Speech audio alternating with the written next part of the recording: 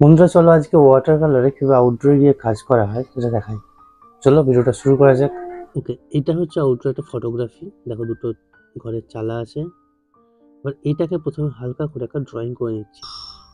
তোমরা প্রথমে দেখো একটা হালকা করে ড্রয়িং, ডিটেলস ড্রয়িং করছি না, কোথায় কি আছে কোথায় কি রাখবো সেই ড্রয়িংগুলো শুধু করে করে যাচ্ছি। এখানেতে যখন আমি কালার করব তখন এই ডিটেলস যাবতীয়গুলো দেখাবো। ড্রয়িং এর ক্ষেত্রে এত ডিটেলস করার দরকার নেই, শুধুমাত্র কোথায় কি রাখবো সেইগুলো জানলেই হলো। ড্রয়িংটা মোটামুটি কমপ্লিট। এবার কালারের ক্ষেত্রে প্রথমেতে যে আকাশিটা আছে তার সঙ্গে হালকা করে একটু ব্রাউন কালার মিক্সড করেছি, তাহলে এরকম একটা আকাশের কালার এসেছে। স্যাপ গ্রিনটার সঙ্গে একটু ব্রাউন মিক্সড করলে এই ধরনের একটা স্যাপ গ্রিন কালার আসবে। সবসময় চেষ্টা করবে মেন সাবজেক্টটাকে গুরুত্ব দেওয়ার। দূরেরগুলো এরকম হালকা করে ছেড়ে দিলেও কোনো সমস্যা নেই, বা একটু টুকটাক ডিটেলস ধরলেও কোনো সমস্যা নেই। যেমন আমি গাছটা ক্ষেত্রে দেখো, দূরের গাছগুলো কিন্তু পাতা বা তার আলো ছায়া ধরিনি, কাছের গাছটার এই ছবিটার বাঁ দিক থেকে আলো পড়েছে, সেটা একটু হালকা করে আলো ছায়া ধরেছি। ঘরগুলোর ক্ষেত্রেও তাই, প্রথমে একটা হালকা লেয়ার, ফার্স্ট লেয়ার দিয়ে দেবে। এরপর দেখো আমি বাঁশের যে বেড়াগুলো আছে ওটা কিন্তু একটা হালকা লেয়ার দিয়ে ভর্তি করে দিলাম, যাতে কালারটা থাকে। দ্বিতীয়বার যখন করব তখন এই জায়গাগুলো ফাঁকা রেখে করব। ওয়াটার কালারের ক্ষেত্রে সাধারণত ইউজ করা চলে না, ফলে সেই জন্য লাইট ছেড়ে ছেড়ে কালার করতে হয়। তো এটা দেখো প্রথমে যেটা করছি, যা যা যেখানে দেখতে পাচ্ছি যে এরকম কালার আছে, এটা বেসিক কালার আমি দিয়ে দিয়ে যাচ্ছি। ফার্স্ট লেয়ার কমপ্লিট করার পর সেকেন্ড লেয়ার দেখো, সামনের ঘরটার পেছনেতে বেড়ার যে স্ট্রাকচারটা সেটা দেখা যাচ্ছে, সেই জন্য এরকম একটা আমিও হালকা করে করে যা দেখতে পাবে সেটা নিজের মতো করে একটা খাতায় উপস্থাপন করবে। ওকে, দেখো সামনের যে বাতাগুলো বা বাঁশগুলো দিয়ে আছে, দ্বিতীয়বার কিন্তু সেটা ফাঁকা রাখছি। সেকেন্ড তারপরেতে এটাকে কালার দিয়ে আমি এটাকে ফুটিয়ে তুলবো। ঘরের চালগুলোর ক্ষেত্রে প্রত্যেকটা যে টিনের লাইন, সেই লাইন টানার দরকার নেই, আমি একটা ক্যারেক্টার দেখিয়ে দিলেই হলো।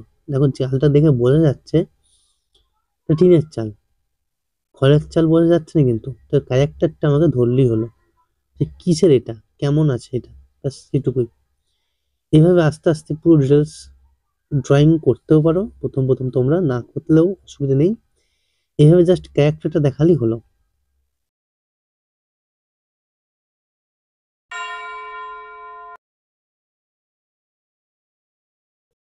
আমাদের ঘরের যে বাঁশের বাতার যে বেড়া দেওয়া দেয়ালটা, তারপরে যে কিছু ঘাস ছিল সেই ঘাসগুলো করলাম। গাছের কিছু কাণ্ড দেখা যাচ্ছে, গাছগুলো দেখা যাচ্ছে, সেইগুলো করলাম। এখানে কিন্তু ডিরেক্ট কালো রং আমি ইউজ করছি না, এখানেতে কালো রং সরাসরি ইউজ করবে না, ছবিটাকে খেয়ে নেবে। তো কালো রংটাকে সবসময় অ্যাভয়েড করে চলবে, তোমার কালার প্যালেটে যেন কালো রং না থাকে সেটা চেষ্টা করো। আর এখানেতে কিছু টুকটাক ডিটেলস ধরার পরেতে যে ঘড়িটার তারগুলো সেইগুলো করলাম। এরপর দেখো আমাদের যে পাশের যে পাঁচিল আছে তার কিছু ঘাস কিছু দেখতে পাওয়া যাচ্ছে, কিছু ছায়া পড়েছে, সেই জায়গাগুলো করার পরেতে এরপর আমাদের যেখানেতে একটা সূক্ষ্ম একটা টিনের চালের ওখানটার কাছে বাতা বেরিয়েছিল, সেই ড্রয়িংটা সেই কালারটা একটু ধরলাম। আরো কিছু জায়গায় একটু ধরতে পারো, আমার কোনো অসুবিধা নেই। যে জায়গাগুলো তোমার ইচ্ছা করবে যে মনে হচ্ছে যেন আর একটু ধরলে ভালো লাগবে, ধরতে পারো। সেইভাবে নিজেরা যতটা প্র্যাকটিস করবে তত তোমার কি হবে, এই জল রংটা উন্নতি হবে।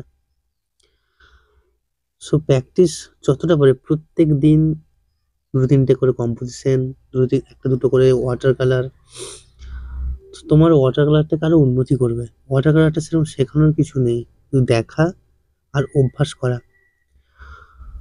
তো ভালো থাকবে। আজকে মোটামুটি এইটাই আজকের ডেমো যেটা ছিল, আশা করি তোমাদের ভালো লেগেছে। চ্যানেলের ভিডিও যদি আপনাদের ভালো লেগে থাকে চ্যানেলটি অবশ্যই সাবস্ক্রাইব করবেন, এবং কোন ধরনের ভিডিও আরো দেখতে ইচ্ছা করছে সেটা অবশ্যই কমেন্টের মাধ্যমে জানাবেন।